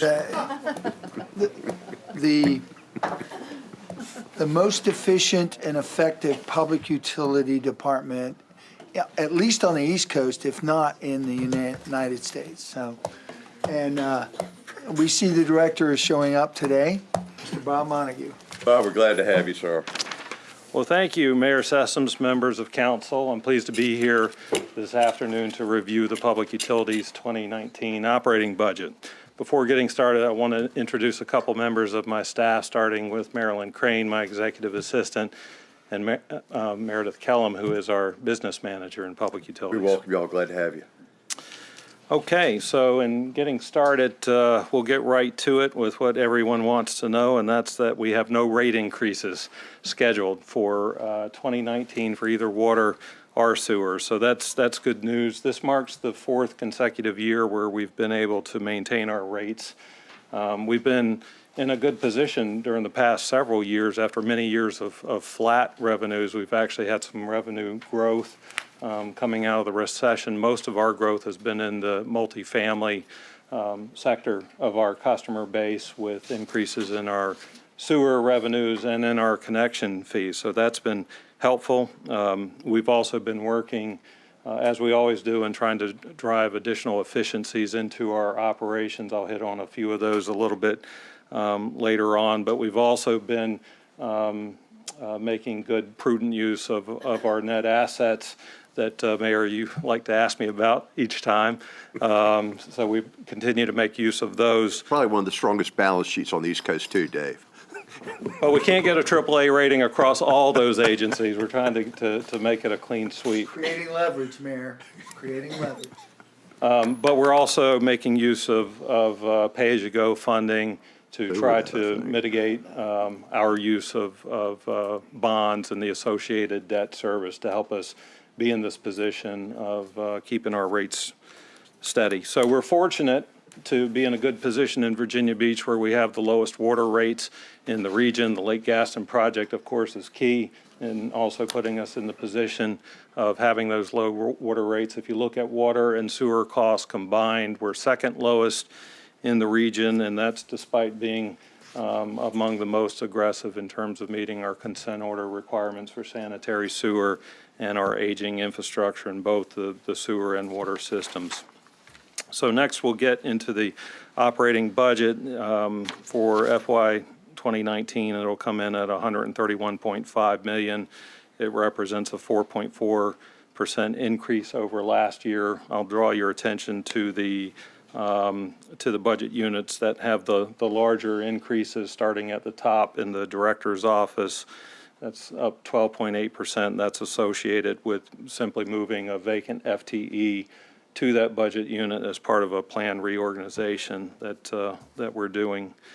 Then you have to go down the list a bit. Second from the bottom, retiree health care and reserves, that's up 22.3%. This is associated with creating a larger reserve for rolling stock. 2019 is going to be an expensive year for public utilities. We have a number of large trucks and expensive equipment that's going to be up for replacement. This reserve gives us the cushion that we need should the cost come in above estimates. The last budget item, transfer to other funds, up 23%. This is part of what I was talking about, making use of additional pay-go in the amount of $4.5 million to fund our CIP. We'll move to revenues and expenditures here, starting with the revenues and expenditures. We'll start with the expenditures on the left-hand side. This is the same story for us each and every year. Our major drivers on our cost side are personnel cost coming in at 24%. That's that bottom green area. You go up a couple segments on that bar to the light blue area. That represents our cost with the water services contract with Norfolk at 20%, and then our debt service, which is the purple area, accounts for 17% of our costs.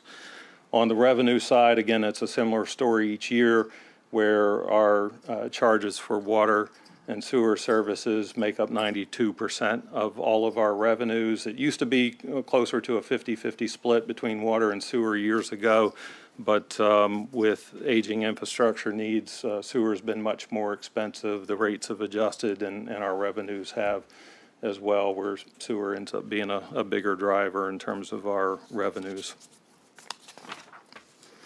So highlights for 2019. We're very pleased that all services and programs are maintained within current rates and existing revenues. I'll say that Public Utilities, we are very focused on service delivery, and we recognize that we're in the business of service delivery. As such, in 2019. You do a great job with service delivery. I'm speaking for the entire council. For y'all there in less than an hour, I believe now, on a call, and then providing great service when you get there. And it's really great that we're very proud of what you all do. Well, I appreciate that, Mayor. It's something I share when I hear those comments from you all, from our citizens. You pass it on. That's from every council member. I know I'm fine for speaking them for all of them. Well, thank you. So in recognizing that we're in the business of service delivery, we spend a good deal of our time looking at how we can become more efficient and productive in delivering services to our customers. That's why we exist, and we want to provide those services as efficiently as we can. So along with those efforts, some of our current and planned activities are geared towards doing just that. We just completed a structural reorganization in our operations division that was really geared towards promoting teamwork and agility across our 5 maintenance bureaus and operations. That's where the bulk of our employees are, 250 plus. So we're spending time ensuring that we're as productive as we can be with those resources.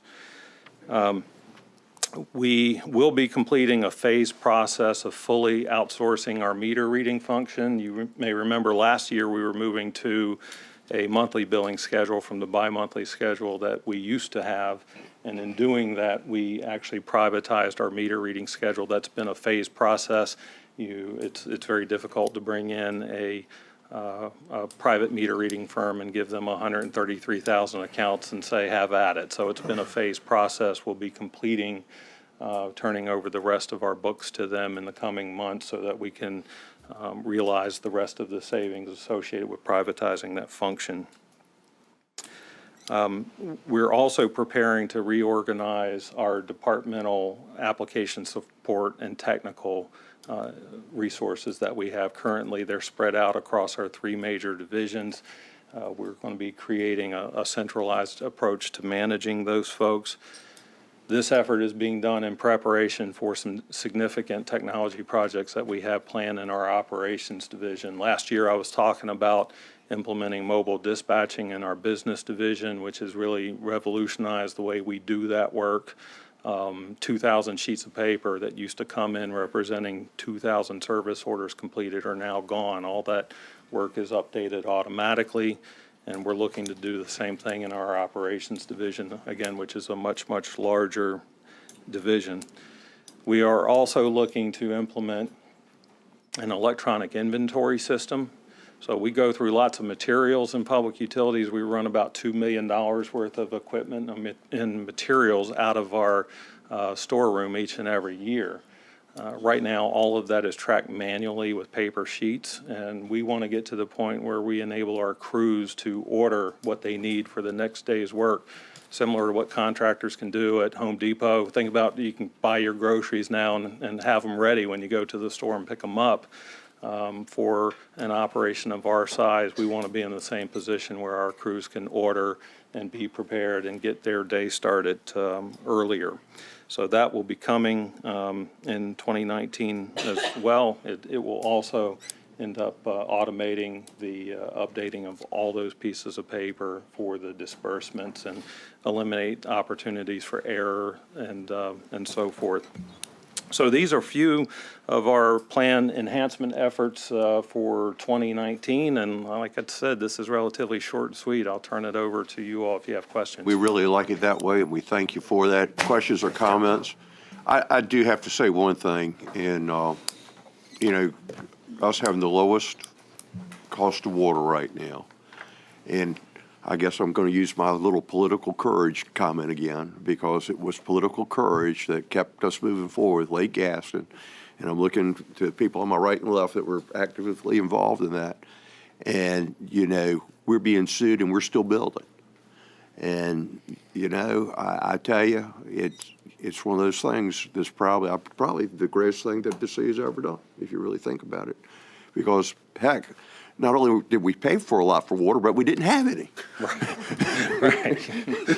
you imagine today? And imagine it, but, It's not nice. anyway, but that's a fine example of political courage, getting something done, and where would we have been without it? We wouldn't be here. Well, I tell you what, Mayor Sessoms, we, Public Utilities, extend our thanks to those councils over 17 years that stuck with it, because it's made our job of delivering these services much, much easier. Thank you, Bobby. Sea level rise. And I think what's really amazing about the job you and your crew do is if you look at the size, don't forget, we're actually a county, not just a city.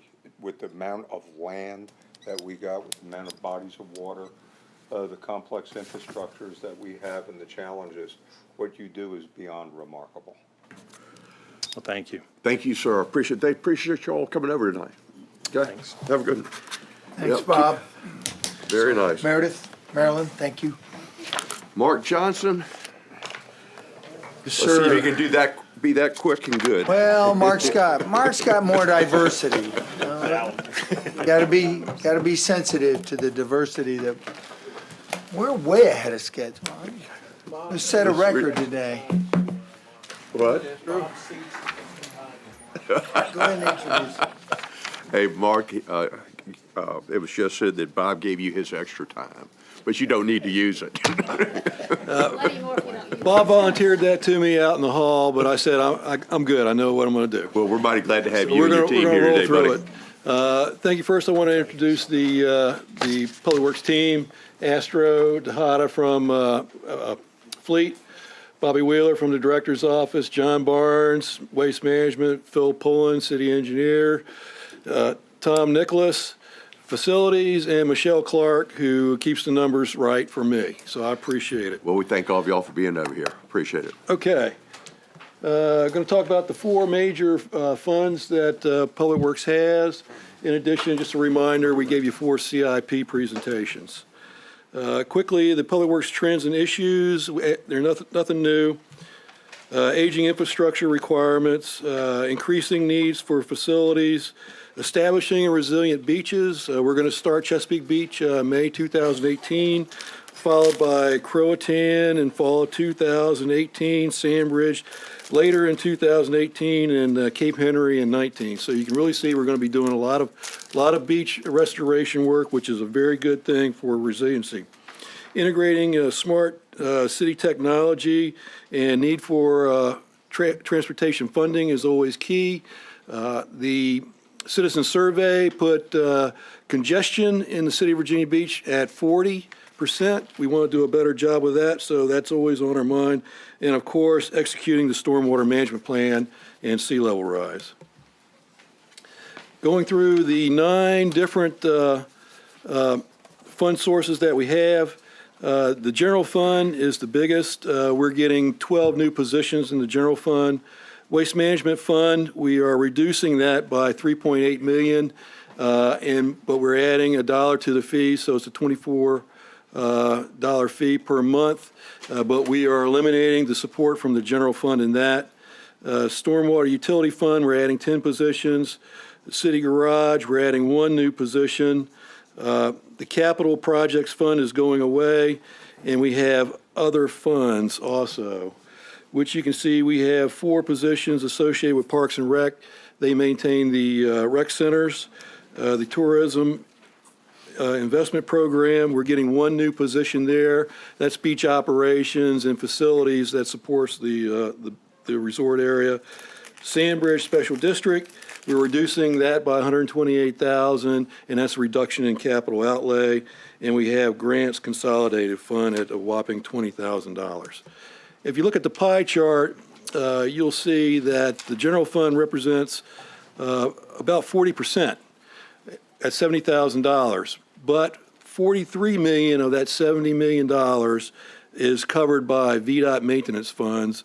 So really, the city's general fund supports Public Works by $27 million, or 15% of the overall Public Works fund. This pie chart basically shows you the even split between personnel and operating, and we're talking about work centers of facilities management, engineering, street maintenance, traffic management, and administration. Associated with the general fund, We have 3 budget changes. Tom Nicholas is going to get 4 more tradesmen.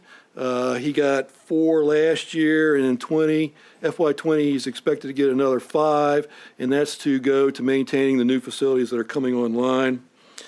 Construction inspectors, we're getting 5 of those, and that's to devote inspection services to the 21 transportation projects that Phil Pullen is going to crank out this coming year. And there's a new program, it's the Environmental Management Office, and that office has 3 FTEs, an engineer and 2 environmental scientists. And for the first time, the city will have a centralized office that'll oversee all the environmental regulations that all the operating departments deal with, and they have to meet those regulations. This office will assist those departments in that work. Also, we have 2 tip changes to the tip fund. The first one is just transferring $50,000 to cover the cost of recycling on Atlantic Avenue and the boardwalk from the Waste Management Fund to the tip fund. The second is to expand trash collection services to Pacific Avenue.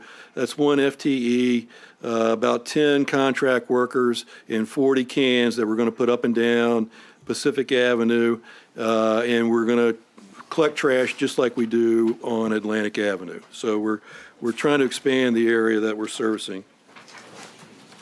With respect to fleet management, you can see the pie chart here. Personnel and operating are roughly equal. The big one is fuels. And we'll talk about that in a minute. Fleet management is getting 1 new position, and that is a mechanic supervisor that's going to oversee 5 mechanics.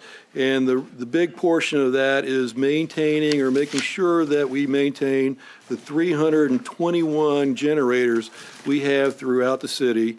Those generators have to be inspected, operated, maintained once a month, so they are ready to go when the weather hits us. With respect to fuel consumption, the trend is we're going down a little bit, but in 2017, we used about 2.4 million gallons of fuel. So we're really tracking that, and we think there's a little bit of a downward trend. We'll know better in a few more months. Fuel costs, the budget is set up for buying fuel at $2.117 per gallon. Where we are today, and that's the average between unleaded gas and diesel. Where we are today is we're buying unleaded gas at $1.978 per gallon, and we're buying diesel today at 2.0678, which gives you an average about 2.0229. So we are under what we budgeted, and we think that trend is going to stay for a while. If you look at the replacement of the fleet, we're still on a good track to match the funds that we have to replace the fleet with the backlog. In 2025, we get $5.3 million each year to address the backlog, and we have approximately 3,400 assets out there that we have to watch. Okay, stormwater utility fund. Here's the pie chart. It's a little heavy on personnel. We have 213 FTEs associated with the budget, which is $44.6 million. I want to direct you to the transfer to other funds. That's where we transfer $8 million to the CIP. We also have $1.9 million in direct costs. We pay out about $900,000 to the billing system that Public Utilities operates. So it's pretty much spread out. This chart right here just shows you where we are or where we're going to be in FY19 on the 5-year fee increase of 2.5 cents. Right now we're paying 45.8 cents. In FY19 we'll be paying 48.3 cents. Major budget issues in stormwater are associated with the fee increase and their FTE increases. We started this year. For FY19, the Stormwater Environment Management crew gets 2 more FTEs, and that's the crew that's going to go out and maintain the BMPs, all the special BMPs associated with road projects, the vegetated wetland BMPs, all those special BMPs. They will maintain that. 1 FTE for stormwater data management, and that's going to be in operations associated with all the data that we have to collect and maintain and analyze for our MS4 permit. Stormwater flooding projects, that is the flood control project managers under Phil Pullen. Last year, he got 2 engineering positions. This year, they're going to get 1 construction inspector position to inspect those stormwater projects. Stormwater Engineering Center got 3 engineering positions this year, and they're going to get 2 more in 19, and they're going to be staffed up where they can give support to the planning department, DSC, when we get these complex developments in that we have to analyze.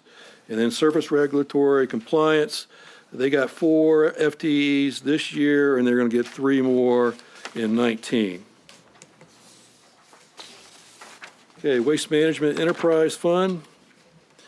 I talked to you on March 27th about this fund. This pie chart includes the $24 a month fee increase. It does not show any general fund. It'll raise $36.6 million, has 157 FTEs. This is just a reminder of what I talked about on the 27th. Basically, we are keeping our services where we are with the $24 a month. We are reducing our capital equipment replacement a little bit, but we are going to be operational. And again, the citizen survey gave us an 85.3% satisfactory rating, and that was in the top 10 of the city. Again, just a reminder, the $1 generates $1.476 million in revenue. We maintain our services. However, the $1 will not cure the sustainability of the fund, which we are going to have to look at in the future. Show you where we stack up now. We're now 3rd. We're in between Richmond and Harrisonburg. The closest Tidewater city that provides closest to our services is Newport News at 30.55 cents a month. In summary, the issues that we're dealing with today and that we're going to deal with in the future, of course, is sea level rise, recurrent flooding, and the stormwater program. Our increased stormwater regulatory requirements, our coastal resiliency with our beach nourishment projects, the challenge to obtain competitive funding for transportation projects, looking at ways how to stabilize the waste management fund, and of course, addressing on a daily basis the aging infrastructure and maintenance of our existing buildings.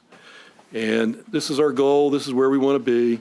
We always want to have a fair day, blue skies, calm seas, and we just want to keep the city where they need to be. Well, we thank you for what you all do and pass it on to the team. You know, we gave you all the kudos on waste management a few weeks ago, but the whole department, we really appreciate everything they do. John. Mr. Mayor, I know maybe Then Barbara. a little shorter today, but we have been getting chewed up at Croatan pretty bad with the storms we had over the past winter. Can I just get a quick update as to where we are in terms of? Right, we're developing a plan right now. We're going to look to hopefully get to 20,000 cubic yards down along the toe of the dune line, and I believe it's 2018 in the fall. We're looking to do the full beach nourishment. And that was the project we funded last July 1, right? Correct. The one, but it won't happen until 2018, and that's because of the Obtaining the necessary permits and getting the design done. Okay. So, We're- but it's already funded with last year's budget? Yes, sir. We are acutely aware of the condition of Croatan, and Do you think we'll be able to do some temporary relief in this spring in the near term, or? yes, probably May, June. It might go into the season, but we are already permitted to haul 20,000 cubic yards from the sand trap, and we're working on a plan how to get that going. I went down there to check the beach during the storm, and this young man got out of his truck the same time I got out of mine. He was going down to check the waves, and he said, "You're down here to check it out?" I said, "Yeah." Walked down with him. "Want to go out with me?" I said, "No." I'm not here to check the waves, I'm checking the beach. Barbara and Lewis. Barbara. Public Works, other funds, the Sandbridge Special Service District. Is this the beach management? Yes, ma'am. Okay, have y'all got that up and running, or where are you? We're partially up and running. We still have a few more pieces of equipment, but we started in 1st of March. Our main focus is address the beach accesses. Once we do that, then we're going to get the trash cans out there. We're going to address the trash. I know everybody's concerned about the beach grooming. I think we worked that out last year with the community, where we're only going to focus on those high-traffic public areas, such as the marketplace, down at Little Island Park, maybe a little bit in front of the sanctuary. But wherever we see those high areas and we make a determination that we need to do something, we're going to do it. We're not setting up I'll call it a daily route where, regardless of the condition of the beach, we go hit it. We're only going to hit those areas that need to be addressed. So. And you have the 3 employees on board now? I know we have at least 2. Still working on it. And this reduction, you said, was because of operating outlay. You did that in this year, and so therefore that's why you're down. Yes, ma'am. Bought everything you need. Yes, there may be one other piece of equipment that we're buying in 19. I think that's a small front end loader. And where are you storing all of that? We're going to store it at Little Island Park. Lewis? Chesapeake Beach starts when? The plan is to issue an NTP May 2018, next month. Right around the corner. I know our coastal engineering folks are talking to the contractor at this time, even though we have not given him an NTP. He needs work, and he's trying to figure out how fast he can get here. Speaking of sand, at the Sand Bridge, have y'all determined yet when that project is going to be done? We are forecasting late in 2018. I mean, later this year. I didn't know, it's going to occur during the summer, I think we've been saying. I think it's going to get pushed back. Yeah, But it will be 2018. that's our target. Any other questions or comments? Mark, thank you very much. Thank you, sir. Great job. Thank you all for coming over. Really appreciate it. All righty. Information technology. Thanks, everybody. Appreciate it. Folks, we're Michelle, going to thank be you. out of here ahead of schedule. We didn't need to start at 3 o'clock. Mark's done a great job.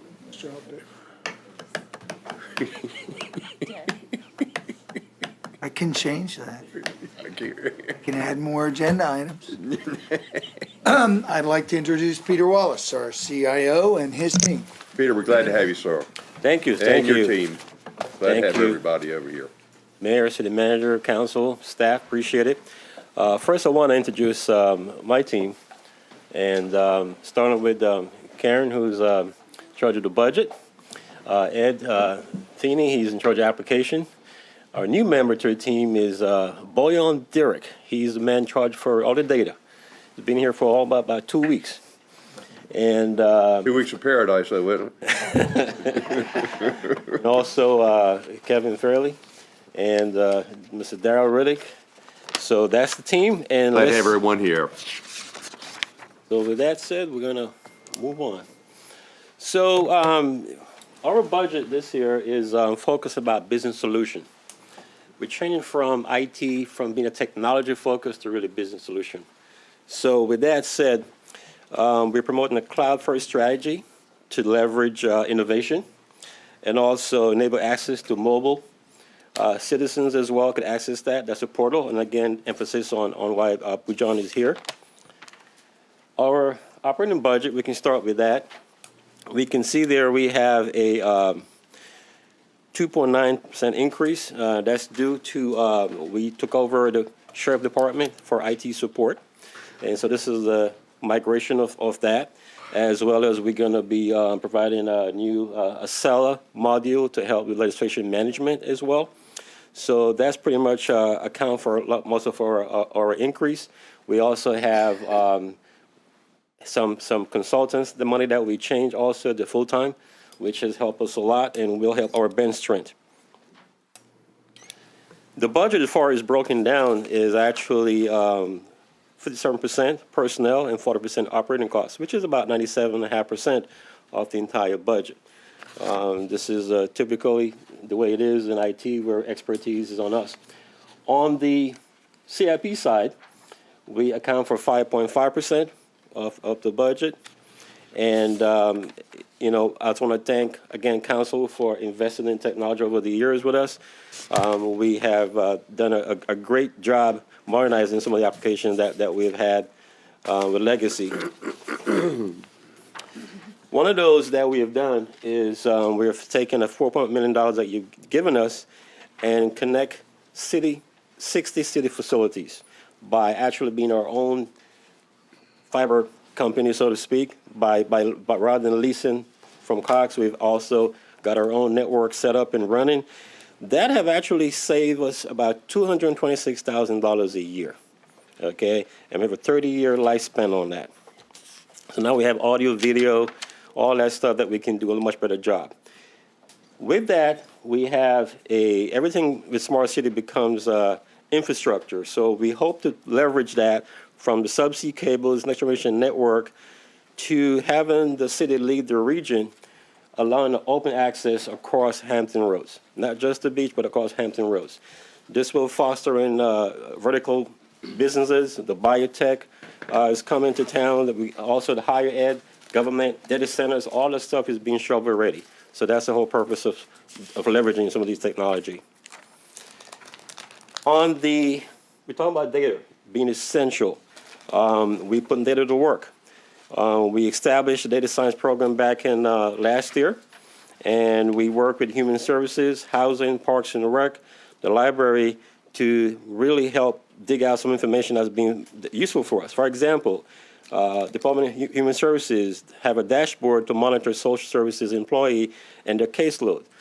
There was a situation where they thought that the city itself was lagging behind. With the data that we found actually showed that we were doing a good job and the state was actually behind. Now the state want our data.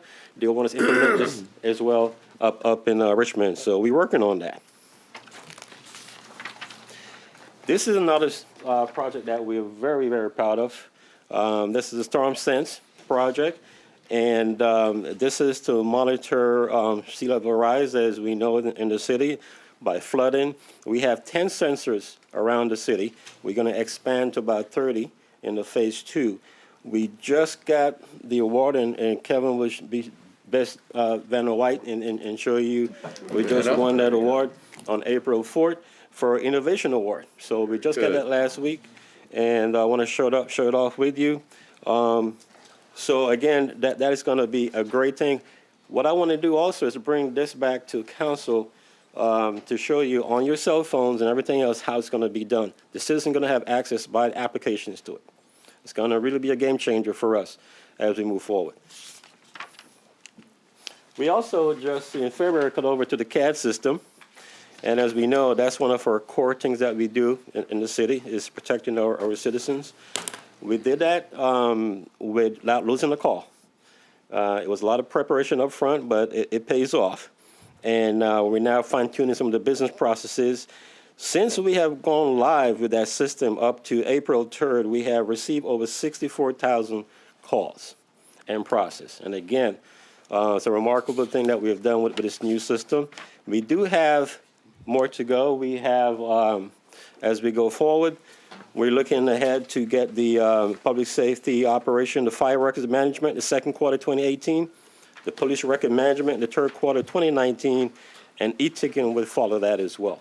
So everything is all steered up, ready to go. We're not done yet. Financials, we talked about a new financial system that involves HR from an ERP process as well as finance. So we have $8.5 million that we request in our budget to implement the finance side. They include general ledger, invoice, procurement, budget, all things that we have right now, separate system going to come together in one holistic approach.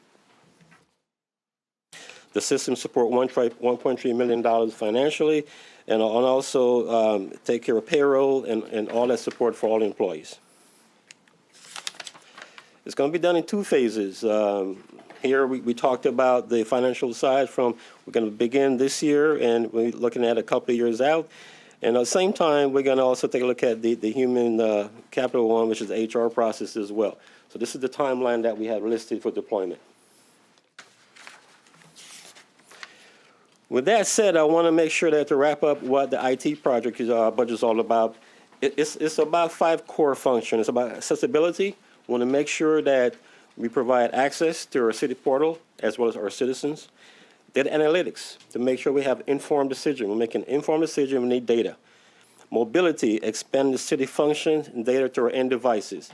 If you have a laptop, an iPad, it doesn't matter. If you're in the field, I want you to have the same access as you would in the city. So it also reduces our costs too going forward. Online business application, want to make sure that you have access to all the stuff that we have online so that you can do business, transact business from your place of business or from your home. That's eventually the goal. And of course, one of the things about agility, we have to make sure in our mindset that we examine current processes to make better decisions, to be more mobile, to be more agile, to respond to change as the business grows. That concludes our presentation, and we open for questions. Thank you very much. Questions or comments, council? That means it was an excellent presentation. Thank you, sir. Thank you. All right, council, I'm happy to say. I make one comment about Ag Reserve program. Sir. Thanks, everybody. Vanna, great job. Karen. You all have heard a lot from folks, I believe, and from me and so forth, and we are working on a plan that would be able to preserve the Agricultural Reserve Program and also deal with some of the stormwater issues. There's maybe one more component we need to work on, and we hope we'll be able to present that next week. That's great. Great. Jim? I wanted to pass this around. It's a resolution that I'd like to put forward for the next council meeting, and it's renaming the fire training center after Harry Geisel. Very nice. Who was the, Very nice. For that. Yeah. So anybody who wants to add to it, please. I think everyone would be happy to do that. I think everybody. Put me on, please. Yeah, very nice. Absolutely. All right. Very nice. That was a tough one for you. That was hard. How many? Okay, 11? is there, Jessica, you okay with that? Oh, yeah. Okay, good. All right, any other business or anything like that? We'll adjourn, enjoy the rest of the afternoon.